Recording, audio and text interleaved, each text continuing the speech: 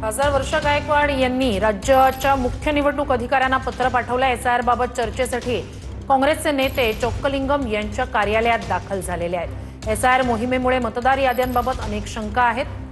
तसेच तक्रारी देखील निर्माण झाल्याचा काँग्रेसचा दावा आहे। पात्र मतदारांची नावं यादीतून वगळली जाणार नाहीत याची खात्री देण्याची प्रमुख मागणी खरं तर या सगळ्यांकडून केली जाते आणि त्यासाठी काँग्रेसचे नेते एसआयआर मोहिमेसंदर्भात चर्चेसाठी चोक्कलिंगम यांच्या भेटीला पोहोचल्याची ही दृश्य आपण बघतोय। खासदार वर्षा गायकवाड यांच्याकडून देखील पत्र देण्यात आलेलं आहे। काँग्रेसचे वरिष्ठ नेते एस चोक्कलिंगम यांच्या कार्यालयामध्ये दाखल झाल्याची ही दृश्य। एसआयआर मोहिमेमुळे मतदार याद्यांसंदर्भात अनेक शंका आहेत आणि तक्रारी निर्माण झाल्याचा काँग्रेसचा दावा आहे। या सगळ्या संदर्भात जाणून घेऊया आपले प्रतिनिधी गिरीश गायकवाड यांच्याकडनं। गिरीश, काँग्रेसचे नेते आता त्या ठिकाणी पोहोचलेत, काय नेमकं म्हणणं आहे या काँग्रेस नेत्यांचं?